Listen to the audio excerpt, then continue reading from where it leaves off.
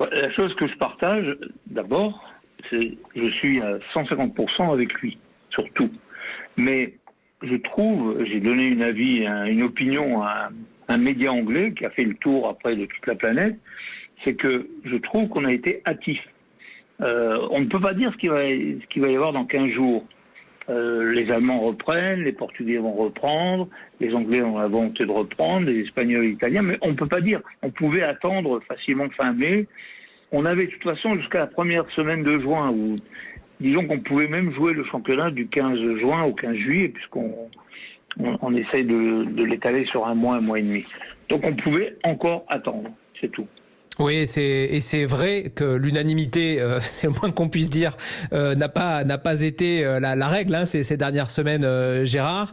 Est-ce que ça veut dire qu'on est également arrivé peut-être au bout d'un type de gouvernance, qu'il va falloir aussi repenser tout ça, peut-être aller vers quelque chose de plus simple, de plus direct? Je sais pas, en tout cas, c'est pas le fruit de ma réflexion actuellement. Ce que je pense simplement, c'est que il y a un COMEX, un comité exécutif à la fédération, et bon, je sais pas s'ils sont penchés sur le sujet, mais peut-être qu'un médecin aurait pu dire, écoutez, il faut attendre encore 15 jours, 3 semaines pour prendre une décision définitive. Là, on s'est rangé, bien sûr, du côté de la décision gouvernementale, mais moi j'étais étonné puisque les pouvoirs publics n'ont jamais évoqué le sport dans toutes les interventions. Ce n'est qu'à la dernière d'Édouard Philippe qu'on a dit non, les manifestations sportives, évidemment, c'est fini. Mais je pense que le sport représente énormément pour un pays, pour tous les pays. Quand on va gagner une Coupe du Monde, c'est un retentissement mondial. Donc je crois qu'on aurait pu tout simplement avoir une réflexion plus pesée, plus lente, et probablement attendre, parce qu'en fait on est guidé par ce qui se passe sur le plan sanitaire, quoi. Si vous voulez, c'est pas, je vais dire, la décision se prendra en elle-même. Peut-être que les Anglais ne pourront pas reprendre, peut-être que même les Italiens et les Espagnols ne pourront pas reprendre, mais au moins ils auront entendu jusqu'au bout. Il y a un sentiment d'injustice, si vous voulez, parce que bon, il y a une différente formule d'amener, mais bon, je me mets à la place d'un club comme un mien, c'est dur. Je veux dire, ils ont l'habitude de finir des championnats très très forts. Ils avaient joué 2 fois le PSG, 2 fois Lyon, 2 fois Marseille. Ils avaient joué tous les gros. Et ils vont se retrouver en deuxième division alors qu'il y a 30 points à prendre. C'est dur quand même. Vous gardez l'espoir malgré tout, Gérard, soit que la compétition reprenne, soit qu'elle reprenne à la fin de l'été, au début de l'automne, avec 22 clubs, ce qui serait du jamais. Si, je crois que ça s'est vu une fois, en tout cas, il me semble. Mais à 22 en France Jamais en France? Non, en Angleterre, je crois pas, c'est sûr, mais en France. En Angleterre, oui, mais pas en France. Peut-être en Ligue 2. Peut-être en Ligue 2 à une époque. En Ligue 2, à l'époque, il y avait les super groupes, voilà, mais en Ligue 1, non. Exact. Ouais. Effectivement. Vous êtes pour, vous, la Ligue 1 à 22 ? De toute façon, il n'y a plus de Coupe de la Ligue, donc il y a déjà 4 dates supplémentaires ou 5 dates supplémentaires. Et ça arrangerait tout le monde ? Je pense, oui. Même avec 4 descentes l'année suivante, mais je pense que ce serait plus juste. Notre invité sur Europe 1, donc Gérard Houllier. Gérard, est-ce qu'il y a, selon vous, d'autres solutions pour sauver la Ligue 1, pour sauver le football professionnel en France ? La solution, ce serait de toute façon que cette saison puisse se continuer même en septembre ou en août, en septembre ou en octobre. C'est-à-dire, ce qu'il faut, c'est finir les championnats dans toute l'Europe. Et ensuite, il y aura donc des places d'honneur, des places attribuées, des relégations, etc. Et commencer une autre saison qu'en février. Une saison qui partirait donc de février 2021 à peut-être octobre-novembre 2021. Bref, avoir une saison, disons un petit peu l'image de ce qu'ont les Nordiques actuellement ou de ce qu'ont certains pays du Nord.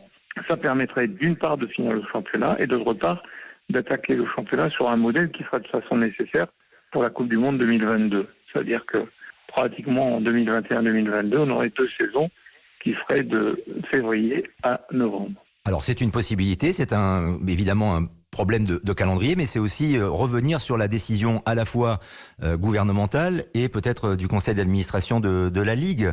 Ça veut dire qu'il faudrait changer beaucoup de choses. Oui, mais si tout va bien d'ici juillet, ou si tout va bien, si par exemple, on parle d'élections en juin, donc s'il y a des élections en juin, peut-être on peut avoir, disons, des matchs à huis clos en juillet ou au mois d'août ou au mois de septembre. Si tout va bien, il n'y a aucune raison de ne pas au moins terminer les championnats. Ça serait d'ailleurs le cas dans toute l'Europe. Après, on verra. C'est une position d'ailleurs, en tout cas un scénario que Jean-Pierre River, le président de Nice, avait émis il y a quelques semaines et qui est défendu aussi par Jean-Michel Aulas, Gérard Rouillet. Hein. De toute façon, à un moment ou à un autre, il faudra passer à ce système de saison de février à... Je sais que l'UEFA est contre, mais de février à novembre, parce qu'il y a la Coupe du Monde en disons novembre-décembre 2022. Donc là, ça sera la meilleure façon d'avoir un championnat sans interruption. Oui, on entend, Gérard, les arguments qui tiennent à la fois de l'exception sanitaire qu'on est en train de vivre et puis, en effet, de cette Coupe du Monde au Qatar qui va un peu obliger les calendriers à se réformer d'une certaine manière pour l'échéance. Mais est-ce que c'est une solution qui est, selon vous, viable pour les années suivantes, pour l'avenir du football, de jouer en se calquant sur l'année civile et en admettant qu'on arrête de jouer à partir du mois de novembre et qu'il y ait une vraie très longue trêve hivernale et qu'on joue beaucoup en été, par exemple? Ça vous paraît être l'avenir du football? En été, je pense que ce sera l'avenir. En été, le football, vous aurez beaucoup plus de monde au stade, sûrement.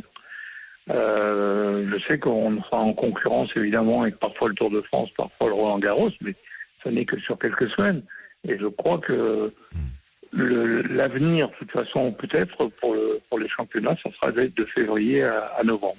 Je crois vraiment que que c'est quelque chose qui va marcher, ouais. Vous êtes convaincu de ça, Gérard? Oui, moi je suis convaincu de ça. Je suis très très à l'aise de en tout cas dans l'immédiat, sur ces 2 prochaines saisons, ça serait l'idéal. Et ça permettrait au moins de montrer que d'abord la question sanitaire est prioritaire. Et c'est elle qui nous fait décaler cette fin de championnat à pratiquement mois d'août, mois de septembre ou même mois d'octobre s'il faut. Ce qu'on dit aujourd'hui peut être valable ou plus valable dans 15 jours, quoi. Oui, mais Gérard, votre réflexion va plus loin. Ça veut dire que pour vous, à partir de 2022, la Coupe du Monde de football, l'Euro de football, toutes les compétitions qui se jouent au mois de juin, désormais, on les jouerait en fin d'année. Je ne sais pas. Oui, pour moi, ça peut être ou en fin d'année, ou alors, si on veut vraiment les maintenir en milieu d'année, avec une trêve, disons, entre deux. Le classement en l'état, Gérard Rouillet, tel qu'il a été déterminé... Paris, Marseille, Rennes en haut du classement et donc en bas les descentes Amiens et Toulouse. Ça vous semble être ce qu'il y a de plus injuste ou finalement de moins mauvais? À 10 journées de la fin, c'était le classement qui correspondait à la valeur des équipes et surtout au football qu'ils ont pratiqué, oui. C'était le plus injuste donc peut-être. De toute façon, il n'y a pas de solution idéale. Hein. On aurait pu faire à la 27e, à la 28e ou du quotient, enfin, il n'y a pas de solution idéale. La seule chose, c'est que ça me semble injuste. À partir du moment où il y a 30 points en jeu, mais ça arrive chez nous aussi, mais ça arrive en Angleterre également, ça arrive dans d'autres pays. Ceux qui se trouvent dans la zone de relégation se démènent et se battent pour que le championnat reprenne et continue, parce qu'ils se disent on a une chance, quoi. Gérard Rouillet, si la saison de Ligue des Champions va à son terme, pensez-vous que les clubs français seront désavantagés parce qu'ils n'auront pas repris la compétition et manqueront sans doute de rythme par rapport à d'autres qui auraient pu reprendre ou qui pourront peut-être reprendre?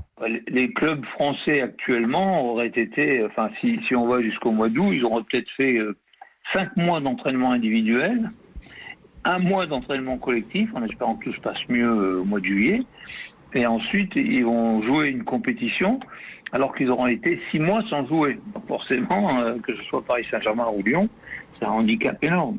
Maintenant, vous savez, je crois que l'UEFA a une réunion le 27 mai qui sera décisive et qui va, elle aussi, être accrochée à ce que vont faire les Anglais, les Anglais, les Allemands, mais surtout aussi les Espagnols et les Italiens. Si le championnat ne reprend pas en Italie et en Espagne, ce qui est possible, je pense que la Champions League de cette année sera morte.